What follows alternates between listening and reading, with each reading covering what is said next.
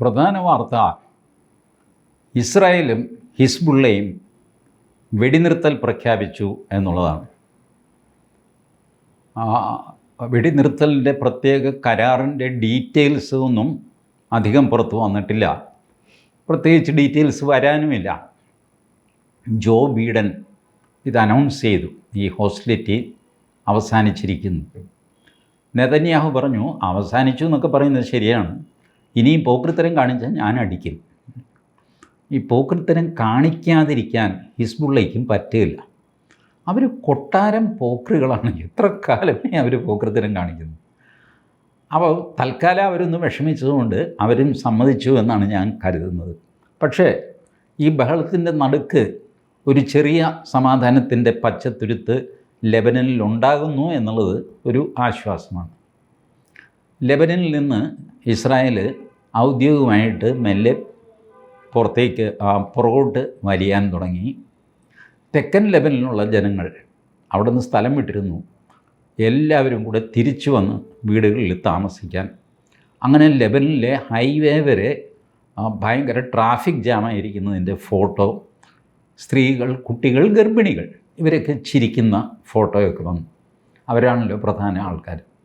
എന്തുവായിക്കോട്ടെ, സമാധാനത്തിൻ്റെ ഒരു സന്തോഷം എല്ലാവരുടെയും മുഖത്ത് കാണാനുണ്ട്. ബട്ട് ഇമ്മീഡിയറ്റ് ഒരു സ്നാപ്പ് പോൾ ഇവിടെ ഇസ്രായേൽ നടത്തിക്കഴിഞ്ഞപ്പോൾ 37% പേര് ഈ വെടിനിർത്തലിന് എതിരാണ്. 34% അനുകൂലിക്കുന്നുള്ളൂ ഇസ്രായേലിലെ ജനത. ബാക്കിയുള്ള ശതമാനക്കാർ ഞങ്ങൾക്കൊന്നും അറിഞ്ഞുകൂടാ, ഐ ഡോണ്ട് നോ എന്ന് പറഞ്ഞാൽ ആൻസർ ഉണ്ടല്ലോ, അതിലാണ് കുത്തിയിരിക്കുന്നത്. ബട്ട് ഈ ഐ ഡോണ്ട് നോക്കാർ they are obviously not happy. അതുകൊണ്ടാണ് ഐ ഡോണ്ട് നോ. പിന്നെ അത് പറഞ്ഞ് പ്രശ്നമാക്കണ്ട എന്ന് വിചാരിച്ചിട്ട് അവർ ഐ ഡോണ്ട് നോ എന്ന് പറഞ്ഞ് ഒഴിഞ്ഞിരിക്കുകയാണ്. അപ്പോൾ നെതന്യാഹുവിൻ്റെ ഒരു പോപ്പുലർ ഡിസിഷനാണ് ഈ വെടിനിർത്തൽ എന്ന് പറയാൻ സാധ്യമല്ല. കാരണം ഇസ്രായേൽ ജനത അങ്ങനെയാണ്. ഓരോ പൗരനും, ആണോ പെണ്ണോ, കുട്ടികളോ ഗർഭിണികളോ ആരുമായിക്കോട്ടെ, അവർ പട്ടാളക്കാരാണ്. ഓരോ ആളും സോൾജിയറാണ് ഇസ്രായേൽ.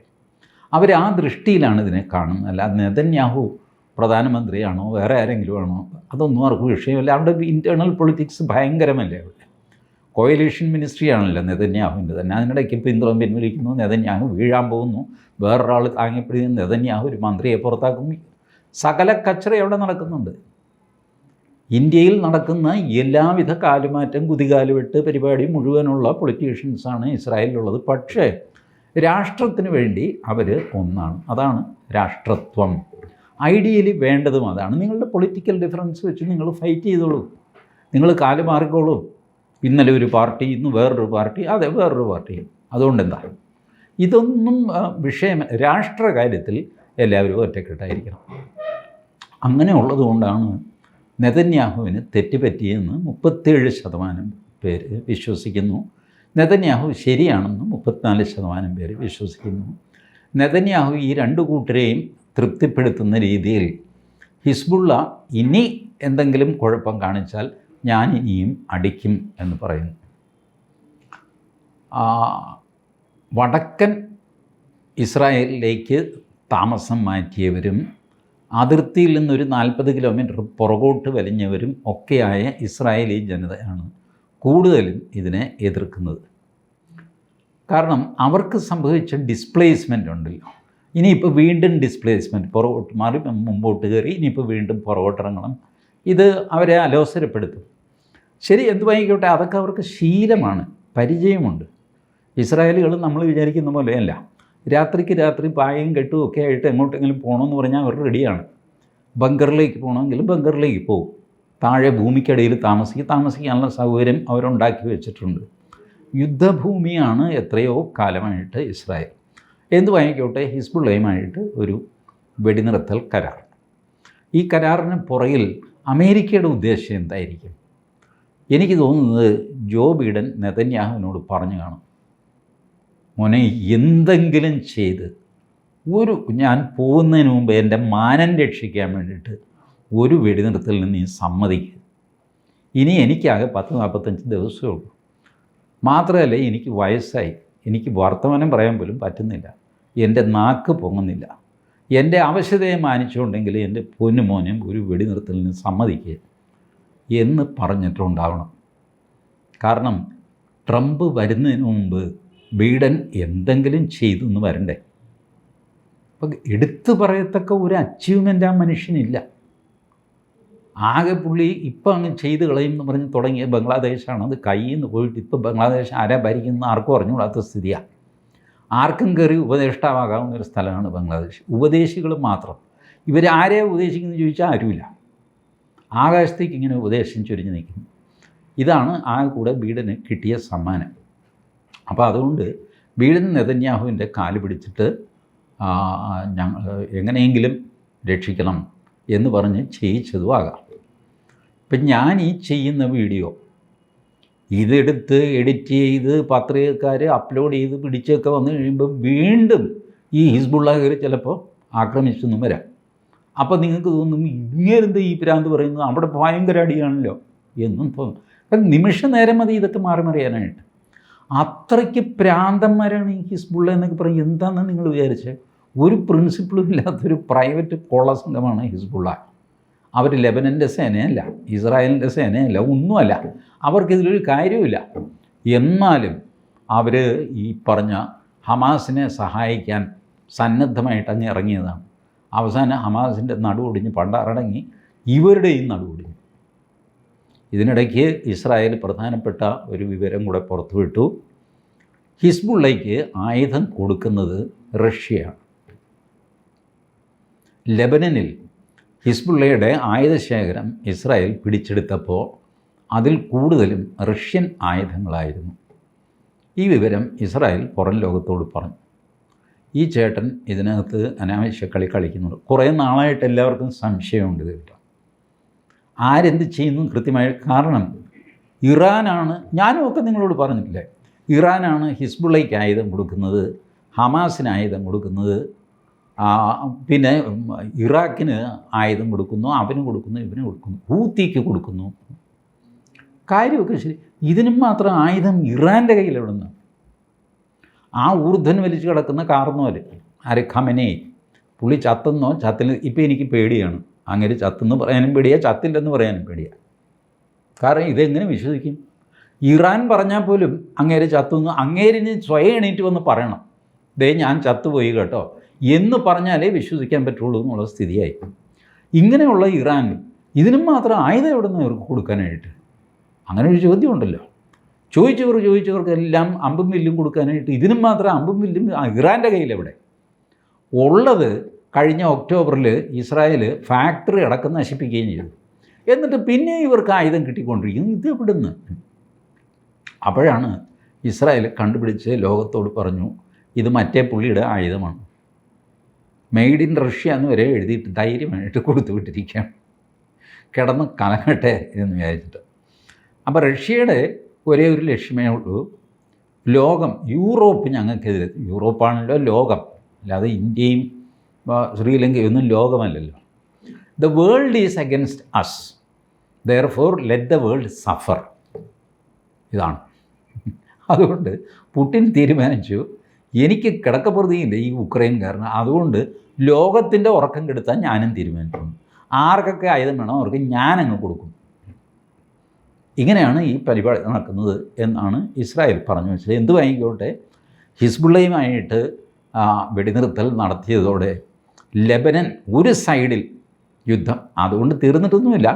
ഹമാസുണ്ട്, ഹൂത്തിയുണ്ട്, പിന്നെ ജോർഡാൻ ഇതിനകത്ത് പെടുന്ന ആളൊന്നുമല്ല, പക്ഷേ അവിടെയും ചെറിയൊരു സൈന്യമുണ്ട്. മിലീഷ്യ എന്നൊക്കെ പറയും ഇവർ, തീവ്രവാദികൾ തന്നെ. എല്ലാ സ്ഥലത്തും ഈ തീവ്രവാദികളും ഉണ്ട്.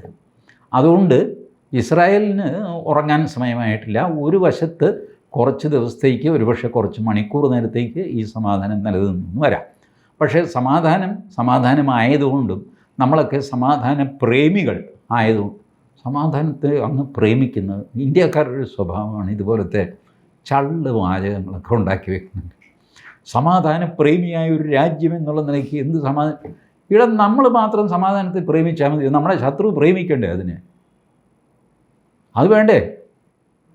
നമ്മൾ സാഹോദര്യം, എല്ലാവരും നമ്മുടെ സഹോദരന്മാരാണ്. ഈ സഹോദരനാണ് നമ്മൾ മറ്റേ അയാൾക്ക് സാഹോദര്യം വേണ്ടേ? അയാൾ പറയുകയാണ് ഞാൻ നിൻ്റെ സഹോദരനല്ല, എന്നാടാ നീ എന്നാ എൻ്റെ ചേട്ടനായത് അല്ലെങ്കിൽ അനിയനായത് എന്ന് തിരിച്ചു ചോദിച്ചാൽ നാണക്കേടായില്ലേ? ഈ വൺ സൈഡ് സമാധാന പ്രേമവും കൊണ്ട്, വൺ സൈഡ് പ്രേമം എപ്പോഴും ഒരു മോശപ്പെട്ട കാര്യമാണ്. സാധാരണ മാനമര്യാദ ചെയ്യാറില്ല. പക്ഷേ നമ്മളത് ഇവിടെ ഒരുപാട് പേര് ഈ വൺ സൈഡും കൊണ്ട് നടക്കുന്നുണ്ട്. അതിൻ്റെ ദോഷമൊക്കെ നമുക്ക് സംഭവിക്കുന്നുമുണ്ട്. അപ്പോൾ അപ്പുറത്തുനിന്ന് ഇങ്ങോട്ട് മമതയില്ലെങ്കിൽ പോയി പണി നോക്കാൻ പറയുക. ഇതല്ലേ വേണ്ടത്? അതാ ചെയ്യേണ്ടത്. നമുക്കിപ്പോൾ കാര്യമൊക്കെ ശരി, നമ്മൾ സമാധാന പ്രേമികൾ, ഞാനും സമ്മതിക്കുന്നു. അതുകൊണ്ട് സമാധാനത്തെ ഞാനും സ്വാഗതം ചെയ്യുന്നു. എത്ര നേരം നിൽക്കുമെന്ന് എനിക്ക് യാതൊരു ഉറപ്പുമില്ല. അടുത്ത ആഴ്ച മിക്കവാറും വർദ്ധിത വീര്യത്തോടെ ഹിസ്ബുള്ളയെ ആടിച്ച് ഇസ്രായേൽ നാശമാക്കി എന്ന് പറഞ്ഞൊരു വീഡിയോയുമായിട്ട് ഞാൻ വീണ്ടും പ്രത്യക്ഷപ്പെടും എന്നാണ് എനിക്ക് തോന്നുന്നത്. അതല്ല, സമാധാനം ദീർഘകാലം നിൽക്കുകയാണെങ്കിൽ നിന്നോട്ടെ, എനിക്ക് വിരോധമൊന്നുമില്ല. എനിക്ക് ഇവർ തമ്മിൽ വഴക്കിടണമൊന്നുമില്ല, വഴക്കിടാതിരിക്കണമൊന്നുമില്ല. നമ്മൾ എത്രയോ കിലോമീറ്റർ ദൂരെയാണ്. ഞാൻ ഈ പാലസ്തീൻ ഐക്യദാർഢ്യമൊക്കെ നടക്കുമ്പോൾ ഞാൻ എല്ലാ ചെറുപ്പക്കാരോടും എനിക്ക് കിട്ടിയ അവസരത്തിൽ വീഡിയോയിലും ടി വിയിലൊക്കെ വിളിച്ചു പറഞ്ഞു, നിങ്ങൾ ഈ പാലസ്തീൻ്റെ ചരിത്രം പഠിക്കരുത്, നിങ്ങളുടെ സമയം അതിനു വേണ്ടി ചെലവഴിക്കരുത്, നിങ്ങൾ ഭാരതത്തിൻ്റെ ചരിത്രം പഠിച്ചോ. നിങ്ങളുടെ അച്ഛൻ്റെ പേര് നിങ്ങൾക്കറിയാം, അപ്പൂപ്പൻ്റെ അറിയാം.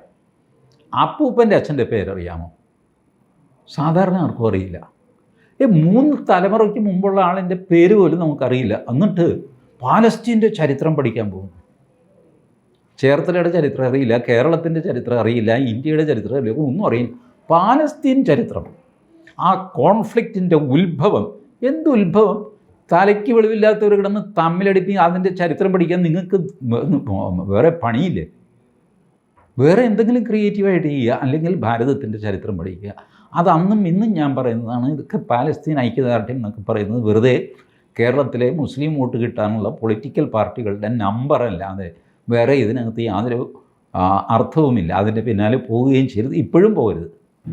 ഈ ഹിസ്ബുള്ള ഇസ്രായേൽ അവരുടെ കോൺഫ്ലിക്റ്റ് തുടങ്ങിയിട്ട് കാലം എത്രയായി? ഇതിൽ ടോട്ടൽ എത്ര ആൾക്കാർ മരിച്ചു? അത് വിക്കിപീഡിയയിൽ നോക്കുക. വിക്കിപീഡിയ വേറെ എന്തെങ്കിലും പൊട്ടത്തിൽ എഴുതി വയ്ക്കുക, അത് വിശ്വസിക്കുക. എന്തിനാണ് വല്ലവൻ്റെയും പിന്നാലെ നടക്കുന്നത്? ബട്ട് ഇതൊരു ഇഷ്യൂ ആയതുകൊണ്ടും ഒരു തലവേദന ആയതുകൊണ്ടും ഈ വിഷയം നമ്മൾ ചർച്ച ചെയ്യുന്നു എന്നുള്ളതല്ലാതെ വിഷയത്തിൻ്റെ എല്ലാ വശവും പരിശോധിച്ച് അതിനകത്തെ ന്യായാന്യായതകൾ കണ്ടുപിടിച്ച് തലയ്ക്ക് വേറെ പണിയില്ലേ ഇതിൻ്റെ ന്യായവും കണ്ടുപിടിക്കാൻ? അപ്പോൾ കാണുന്നതിനെ പറ്റി കമൻറ്റ് ചെയ്യുക, എന്നിട്ട് വിട്ടേക്കുക. അതിനപ്പുറത്തേക്ക് വല്ലവൻ്റെയും പ്രശ്നം എടുത്ത് നമ്മുടെ തലയിൽ വയ്ക്കരുത്.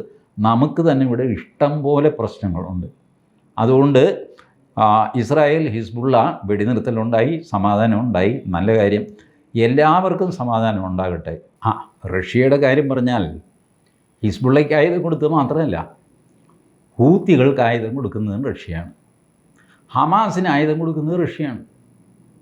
അതൊക്കെ ഇപ്പോൾ പുറത്തു വന്നു. ഹൂത്തികൾ യമനിൽ നിന്ന് ഹൂത്തികളെ റിക്രൂട്ട് ചെയ്ത് റഷ്യയിലേക്ക് കൊണ്ടുപോയിരിക്കുന്നു. ഉക്രൈനുമായിട്ട് യുദ്ധം ചെയ്യാൻ ഗ്രൗണ്ട് ഫോഴ്സ് വേണമല്ലോ, നിലത്ത് പട്ടാളക്കാർ വേണ്ടേ? മറ്റത് വിമാനം, മിസൈൽ, ഇതൊക്കെ ആകാശത്തൂടെയാണല്ലോ. താഴെ യുദ്ധം ചെയ്യാൻ ആൾ വേണ്ടേ? ഇപ്പോൾ താഴെ യുദ്ധം ചെയ്യാൻ റഷ്യക്കാർ വിട്ട് കഴിഞ്ഞാൽ റഷ്യക്കാർ ചത്തുപോകും.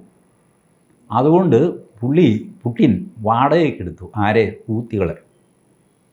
ഹൂത്തികളെ ഇവിടെ അതിർത്തിയിലും അവിടെ ഇവിടെ യുദ്ധത്തിൽ കണ്ടപ്പോഴാണ് സെലൻസ്കി അന്തം വിട്ടു പോകുന്നത്. ഇവനെതിരാ പിരാന്തൻ, ഈ പ്രേതം എപ്പോൾ വന്നു ആർക്കും അറിയില്ല.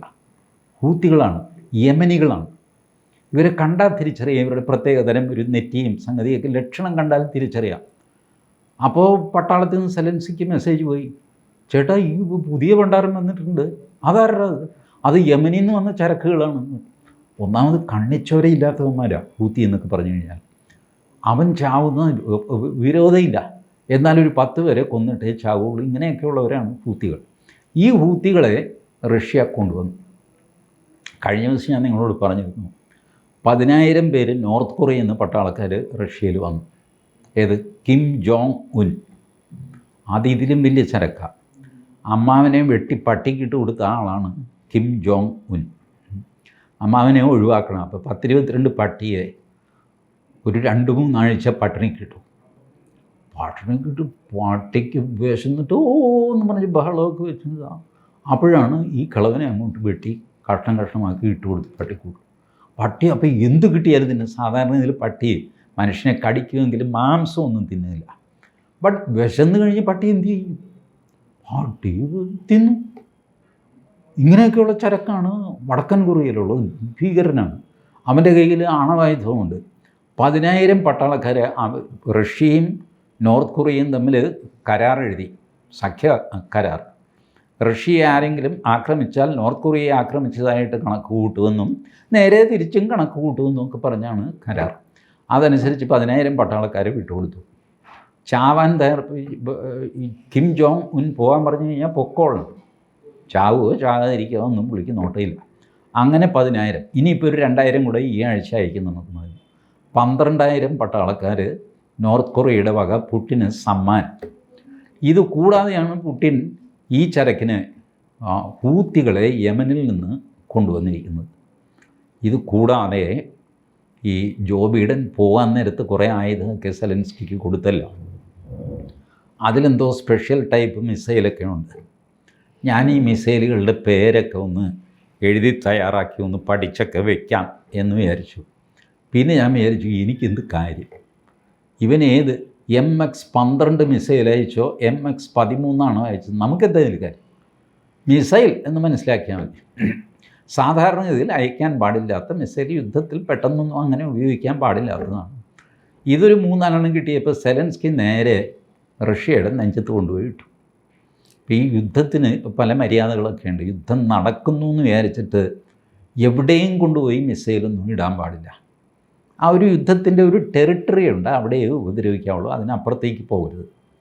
ഈ മിസൈൽ ഡീപ്പ് ഇൻസൈഡ് റഷ്യ പോയി. അങ്ങനെ പോകുന്ന മിസൈലാണ്. അങ്ങനെ പൊക്കോട്ടെ എന്ന് വിചാരിച്ചിട്ടാണ് ഉക്രൈൻ അത് ചെയ്തത്. അത് 4 മറ്റോ ഉണ്ടായിരുന്നു. അത് പുടിൻ അത്ര പിടിച്ചില്ല. അതിൻ്റെ റിയാക്ഷനായിട്ടാണ് പുടിൻ നോർത്ത് കൊറിയയുമായിട്ട് ഈ അറേഞ്ച്മെൻറ്റ് ഉണ്ടാവുകയും കൊല്ലാനും ചാവാനും തയ്യാറുള്ള 10,000 പേരെ വരുത്തുകയും യമനിൽ നിന്ന് ആളെ വരുത്തുകയും അവർക്ക് ആയുധം കൊടുക്കുകയും ചെയ്തു. ഹൂത്തിക്ക് കൊടുത്തു, ഹമാസിന് കൊടുത്തു, ഹിസ്ബുള്ളയ്ക്ക് കൊടുത്തു, ഹി ഹു എല്ലാത്തിനും കൊടുത്തു. കാരണം പുടിൻ പറയുന്നത് യൂറോപ്പ് എന്നെ ശല്യം ചെയ്യുന്നു, അതുകൊണ്ട് യൂറോപ്പിനെ ശല്യം ചെയ്യാൻ ഞാൻ തീരുമാനിച്ചു. യൂറോപ്പിനെ ശല്യം ചെയ്യാൻ ഏറ്റവും നല്ലത് ഈ വെളിവില്ലാത്തവർക്ക് ആയുധം കൊടുക്കുകയാണ്. അവർ പോയിട്ട് എന്തെങ്കിലുമൊക്കെ ചെയ്തോളും. അവർക്ക് എന്ത് ചെയ്യാൻ മടിയില്ലാത്തവരാണ്. അപ്പോൾ അമേരിക്ക ഈ യുക്രൈൻ യുദ്ധത്തിൽ നിന്ന് ഏകദേശം പിൻവാങ്ങും എന്നുള്ളത് ഉറപ്പാണ്. ആൻ്റണി ബ്ലിങ്കൻ, ഇടയ്ക്കിടയ്ക്ക് ബ്ലിങ്കെന്ന ആൾ, പുള്ളി പറഞ്ഞു the last $1 of US will be transfer to Ukraine. പട്ടിണി കിടന്നാലും ശരി ഉക്രൈന് കാശ് കൊടുക്കും. US ട്രഷറി കംപ്ലീറ്റ് സെലൻസ്കിയുടെ നിയന്ത്രണത്തിൽ കൊടുക്കും. The last $1 will be sent to Ukraine. നമ്മുടെ ഇങ്ങേരുണ്ടല്ലോ കാനഡയിലെ ജസ്റ്റിൻ സിംഗ് ട്രൂഡോ, പുള്ളി കണക്ക് പുറത്തു വിട്ടു. 19 ബില്യനാണ് ഈ റഷ്യ ഉക്രൈൻ യുദ്ധം തുടങ്ങിയത് മുതൽ കാനഡ ഉക്രൈന് കൊടുത്തിരിക്കുന്നത്. 19 ബില്യൺ. കാനഡയുടെ ഡിഫൻസ് ബഡ്ജറ്റ് എത്രയാണെന്നറിയാമോ? 30 ബില്യൺ. ഈ 30-ൽ 19 ഇവൻ ഉക്രൈൻ കൊടുത്തു. ബാക്കി 21 ഉള്ളൂ സ്വന്തം ആവശ്യത്തിന്. ഇതാണ് ഉക്രൈനിലേക്ക് ഒഴുകുന്ന പൈസ. അപ്പോൾ ഉക്രൈൻ ഭയങ്കര പണക്കാരനാകുമല്ലോ നമ്മൾ വിചാരിക്കും. ഒന്നുമല്ല. ഉക്രൈൻ ഈ കാശ് കൊടുക്കുന്നത് എന്തിനാണെന്നറിയാമോ? ആയുധം വാങ്ങാൻ വേണ്ടിയിട്ടാണ്. ഇപ്പോൾ അമേരിക്ക ഉക്രൈന് $10 ബില്യൺ കൊടുക്കുന്നു. അപ്പോൾ ഉക്രൈൻ $10 ബില്യൺ കയ്യിൽ കിട്ടി. ഇപ്പോൾ ഉക്രൈൻ പറഞ്ഞു ചേട്ടാ ആയുധം വേണം, ആയുധം തരാം. ആയുധത്തിൻ്റെ കണക്കൊക്കെ കഴിഞ്ഞാൽ 9 ബില്യൺ. ഈ തന്ന 10 ബില്യൺ ലോണില്ലേ, അതിലെ 9 ബില്യൺ അമേരിക്കയിലേക്ക് തിരിച്ചു വരും. Round tripping of the money. ഇതിനകത്ത് കള്ളപ്പണം വെളുപ്പിക്കൽ അത് ഇതൊക്കെ ഉണ്ട്. വെറുതെ ഒന്നും ആരെയും സഹായിക്കുകയില്ല. നിങ്ങളെന്താ വിചാരിച്ച് അമേരിക്കയ്ക്ക് പ്രാന്താണ് ഉക്രൈനെ സഹായിക്കാൻ? ട്രംപ് നേരിട്ട് ചോദിക്കുന്നതാണ്. നമുക്കെന്ത് കാര്യമില്ല അതിൽ പോയി തലവയ്ക്കാൻ, ഞാൻ എല്ലാം നിർത്തി വയ്ക്കും ഞാൻ. ഇതാണ് ട്രംപിൻ്റെ. ബട്ട് ഇംഗ്ലണ്ടും ഫ്രാൻസും അതിന് തയ്യാറില്ല. ഇംഗ്ലണ്ടും ഫ്രാൻസും പറഞ്ഞു ഞങ്ങൾ ഉക്രൈന് ആണവായുധങ്ങൾ കൊടുക്കാനായിട്ട് ആലോചിക്കുന്നു. അവർ പറഞ്ഞു, ഒഫീഷ്യലി പറഞ്ഞു. പണ്ടൊക്കെ ഈ രഹസ്യമായിട്ട് അവിടെ ഇവിടെയൊക്കെ പറയുകയും ഏതെങ്കിലും പത്രക്കാരനെ അറിയുകയും അത് പുറത്ത് വരിക ഇങ്ങനെയൊക്കെ ചെയ്ത് ഞാനങ്ങനെയൊന്നും പറഞ്ഞിട്ടില്ല, ഇതൊക്കെയായിരുന്നു പരിപാടി. ഇപ്പം അങ്ങനെയൊന്നുമല്ല. നേരെ സോഷ്യൽ മീഡിയ വീഡിയോ ഉണ്ടാക്കി അങ്ങ് വിടുകയാണ്. ആണവായുധങ്ങൾ കൊടുക്കാൻ ആലോചിക്കുന്നു. റഷ്യ വെറുതെ ഇരിക്കുമോ? റഷ്യ എന്ത് ചെയ്തു? നേരത്തെ 4 മിസൈൽ വീണതിൻ്റെ ചുരുക്കമുണ്ട്. അതുകൂടാതെ ഇംഗ്ലണ്ടിൻ്റെയും ഫ്രാൻസിൻ്റെയും ഈ വർത്തമാനവും കേൾക്കുന്നു. ഇവർ ഒരു IRBM യുക്രൈനിലേക്ക് വിട്ടു. എന്താ അത്? Intermediate range ballistic missile. ICBM ആണെന്ന് ആദ്യം റിപ്പോർട്ട് വന്നിരുന്നു, ഇൻ്റർ കോണ്ടിനെൻ്റൽ ബാലിസ്റ്റിക് മിസൈൽ. പിന്നെ അത് കൺഫർമേഷൻ വന്നു, ഇൻ്റർമീഡിയറ്റ് റേഞ്ച് ബാലിസ്റ്റിക് മിസൈലാണ്. ബട്ട് തിങ് ഈസ്, ഈ ബാലിസ്റ്റിക് മിസൈൽ ആണവായുധത്തിൻ്റെ തുടക്കമാണ്. വേണമെങ്കിൽ ആ IRBMൻ്റെ അറ്റത്ത് ഒരു ആറ്റം ബോംബും കൂടെ ഫിറ്റ് ചെയ്തിട്ട് വിടാമായിരുന്നു, ഒരു ന്യൂക്ലിയർ ഡിവൈസ്. അത് ഫിറ്റ് ചെയ്ത് വിടാമായിരുന്നു. റഷ്യ അത് ചെയ്തില്ല. സാധാരണ എക്സ്പ്ലോഷൻ നടക്കുന്ന അറേഞ്ച്മെൻറ്റേ വെച്ചുള്ളൂ. അതുകൂടാതെ അരമണിക്കൂർ മുമ്പ്, ഈ മിസൈൽ ലോഞ്ച് ചെയ്യുന്നതിന് അരമണിക്കൂർ മുമ്പ് യുക്രൈനെയും അറിയിച്ചു, അമേരിക്കയെയും അറിയിച്ചു. അമേരിക്കയെ അറിയിച്ചത് എന്താണെന്ന് വെച്ചാൽ, ഇത് നിങ്ങൾക്കെതിരെ ഉള്ളതല്ല. യുക്രൈനെ അറിയിച്ചിട്ട് ഗ്രേസ്ഫുള്ളി പുടിൻ പറഞ്ഞു, തനിക്ക് എന്തെങ്കിലും ചെയ്യാനുണ്ടെങ്കിൽ ചെയ്തോ, അരമണിക്കൂറുണ്ട്. അരമണിക്കൂറിനുള്ളിൽ ഈ സാധനം അവിടെ വീഴും, വലിയ നാശനഷ്ടമൊന്നും ഉണ്ടാവില്ല, ഞാനിതിൽ ആണവായുധം വെച്ചിട്ടില്ല, അതുകൊണ്ട് താൻ പരിഭ്രമിക്കേണ്ട. ബട്ട് വൺ തിങ്, ഈ മിസൈലിൻ്റെ പ്രത്യേകത എനിക്കറിയാമല്ലോ, ഇത് ആണവായുധം വെച്ചും വിടാം. ആണവായുധം വെക്കാൻ വേണ്ടി ഉണ്ടാക്കിയ മിസൈലാണത്, അതിൽ വെച്ചില്ലെന്നേ ഉള്ളൂ. സെലൻസ്കിക്ക് ഒന്നും ചെയ്യാൻ സാധിച്ചില്ല. പക്ഷേ വലിയ നാശനഷ്ടം ഉക്രൈനിൽ ഉണ്ടായുമില്ല. സെലൻസ്കി വന്ന് ചാടിയ കുഴപ്പം എന്താണെന്ന് വെച്ച് കഴിഞ്ഞാൽ, ഈ ഉക്രൈന് സ്വാതന്ത്ര്യം കിട്ടിയല്ലോ, എല്ലാവരും കൂടെ സോവിയറ്റ് യൂണിയനിൽ സ്വാതന്ത്ര്യം പ്രഖ്യാപിച്ച് ഇങ്ങനെയൊക്കെ വന്നു. ഉക്രൈൻ വന്നു കഴിഞ്ഞപ്പോൾ റഷ്യ പറഞ്ഞു, 191 ആണവായുധങ്ങൾ ഉക്രൈനിലുണ്ട്, ആ ആണവായുധങ്ങൾ റഷ്യയിലേക്ക് തിരിച്ചു കൊടുക്കണം, അല്ലെങ്കിൽ നിങ്ങൾക്ക് സ്വാതന്ത്ര്യമില്ല, ഒന്നുമില്ല, വലിയ പ്രശ്നമാകും. സ്വാതന്ത്ര്യം കിട്ടാനുള്ള വെപ്രാളത്തിൽ ഉക്രൈൻ ഈ 191 ആണവായുധങ്ങൾ റഷ്യയ്ക്ക് തിരിച്ചു കൊടുത്തു. എന്നിട്ട് തുണിയില്ലാതെ നിൽക്കുകയാണ് ഉക്രൈൻ. ആ ഉക്രൈനാണ് റഷ്യയുമായിട്ട് യുദ്ധത്തിന്. സെലൻസ്കി നിങ്ങൾക്ക് അറിയാമല്ല, സെലൻസ്കി ഒരു സിനിമ കൊമേഡിയനായിരുന്നു. അത് പലരും ഇപ്പം മറന്നുപോകും. സെലൻസ്കി എന്തോ അന്താരാഷ്ട്ര ആളാണെന്ന്, അന്താരാഷ്ട്രമൊക്കെ ആയിരുന്നു, പക്ഷേ സിനിമാ നടനായിരുന്നു സെലൻസ്കി. തമാശക്കാരനായിരുന്നു. ഈ സ്ലാപ്സ്റ്റിക് കോമഡി, സ്റ്റാൻഡപ്പ് കൊമേഡിയൻ എന്നൊക്കെ പറയുന്ന ആ ഗണത്തിൽപ്പെട്ട ആൾ. അവരെ ഞാൻ കുറച്ച് കാണുമൊന്നുമില്ല, ഇന്ത്യയിലും ഉണ്ടൊരു കൊമേഡിയൻ. ആം ആദ്മി പാർട്ടിയുടെ ഭഗവന്ത് സിംഗ് മാൻ, അങ്ങനെ ആരെന്ന വിചാരം, ഒരു കൊമേഡിയനായിരുന്നു സിനിമയിൽ. അപ്പോൾ സിനിമാക്കാർക്ക് രാഷ്ട്രീയത്തിൽ വരാം, പ്രധാനമന്ത്രിയോ മുഖ്യമന്ത്രിയോ ഒക്കെ ആകും, പക്ഷേ അതിലപ്പുറം അവർ വലിയ ആളാണ് എന്നൊന്നും പറയാതിരുന്നാൽ മതി. സിനിമാക്കാരനാണ്, കൊള്ളാൻ തിരക്കിടില്ല, ഇരിക്കട്ടെ. അപ്പോൾ ഈ സെലൻസ്കി ഈ ആയുധവും തിരിച്ചു കൊടുത്തു കഴിഞ്ഞിട്ട് പിന്നെ എന്ത് ചെയ്യാനാണ്? ആ സമയത്താണ് ഇപ്പോൾ ഇംഗ്ലണ്ടും ഫ്രാൻസും പറയുന്നത്, ഞങ്ങൾ ആണവായുധം കൊടുക്കുന്നു. വല്ല കാര്യമുണ്ടോ? ഇത് എസ്കലേറ്റ് ചെയ്യേണ്ട ഒരാവശ്യവുമില്ല, അതതിൻ്റെ പാട്ടിനെ എവിടെയെങ്കിലും ചെന്ന് ഒതുങ്ങിക്കോളും. പക്ഷേ അത് പറ്റില്ല എന്നാണ് ഇംഗ്ലണ്ടും ഫ്രാൻസും ഇപ്പോൾ പറയുന്നത്.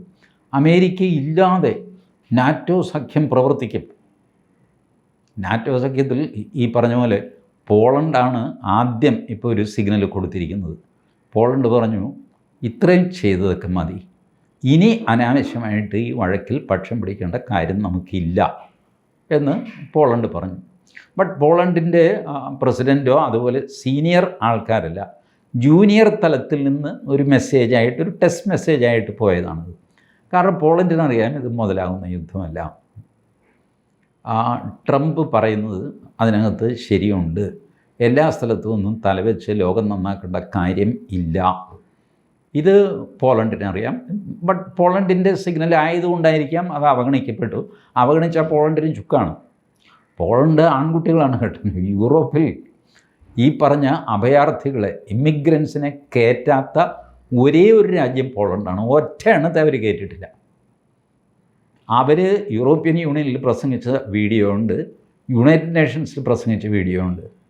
യൂറോപ്യൻ യൂണിയനിൽ പോളണ്ട് പ്രസംഗിച്ച ഒരു സ്ത്രീയാണ് അവരുടെ റെപ്രസെൻറ്റേറ്റീവ് പ്രസംഗിച്ചത്. അവർ ഈ ഇവരൊക്കെ കൂടി ഉണ്ടാക്കിയ കരാറ് ഇമിഗ്രൻസിനെ കയറ്റാനൊക്കെയുള്ളത് അത് പരസ്യമായിട്ട് അവർ വലിച്ചേറി. അവർ പറഞ്ഞു എൻ്റെ നാട്ടിൽ ഈ പരിപാടി നടക്കില്ല. അല്ല, ഇമിഗ്രൻസ് മഹാന്മാരാണ്, അവർ ഗതിയില്ലാത്തവരൊന്നുമില്ല, അവർ ശാസ്ത്രജ്ഞന്മാരാണ്, എൻജിനീയർമാരാണ്. പോളണ്ട് പറഞ്ഞു നോ, എനിക്ക് ശാസ്ത്രജ്ഞന്മാരും എൻജിനീയർമാരും എൻ്റെ കയ്യിലുണ്ട്, എനിക്കിത് വേണ്ട. ഈ സ്ത്രീ ചോദിച്ചു, ഇന്ന് പോളണ്ടിൽ ഒരൊറ്റ ടെററിസം ഇൻസിഡൻ്റ് ഉണ്ടോ? ഉണ്ടാവാത്ത ഏക രാജ്യം പോളണ്ടല്ലേ. എന്തുകൊണ്ടാണ്?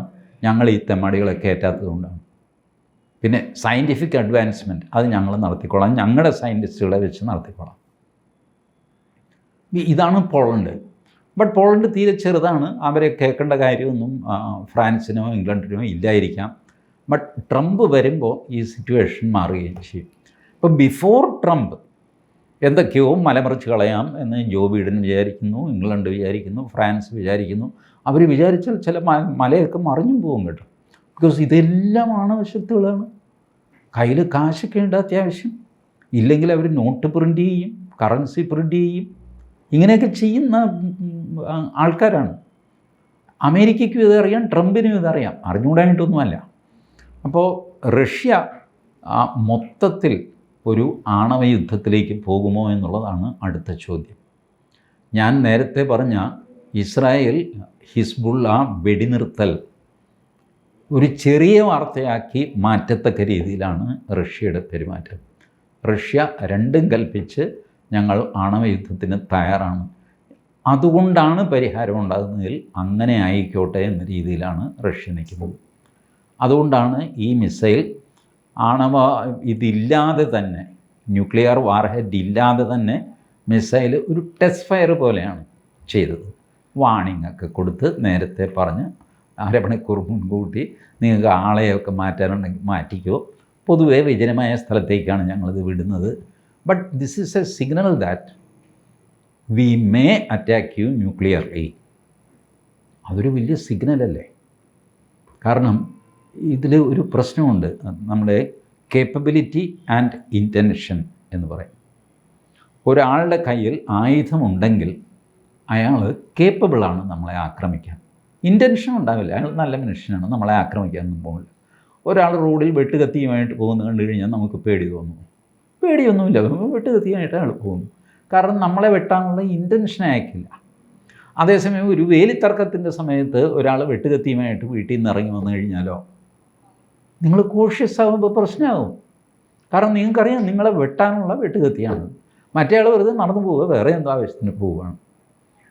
He is also capable. രണ്ടുപേരും ഒരേപോലെ കേപ്പബിളാണ്. റോഡിൽ നടന്നു പോകുന്ന വെട്ടുകത്തിക്കാരും വീട്ടിൽ നിന്നിറങ്ങി വരുന്ന വെട്ടുകത്തിക്കാരനും കേപ്പബിലിറ്റി ഒന്നാണ്, ഇൻറ്റൻഷൻ വേറെ വേറെയാണ്, അല്ലേ? ഇൻറ്റൻഷനെയാണ് നമ്മൾ ഭയക്കേണ്ടത്, കേപ്പബിലിറ്റിയെ ഭയക്കേണ്ട കാര്യമില്ല. But we should be concerned. ഇപ്പം ഇവിടെ ഭാരതം എവിടെ നിൽക്കുന്നു? ഭാരതത്തിൻ്റെ കേപ്പബിലിറ്റി എന്താണ്? ഇൻറ്റൻഷൻ നമ്മൾ ചോദ്യം ചെയ്യേണ്ട, അത് നമ്മളുടെ ആർമി, പൊളിറ്റിക്കൽ ബോസസ് അവർ തീരുമാനിച്ചോളൂ intention. But are we capable? അതിനെപ്പറ്റിയും നമുക്ക് ചർച്ച ചെയ്യേണ്ടിയിരിക്കുന്നു. Thank you.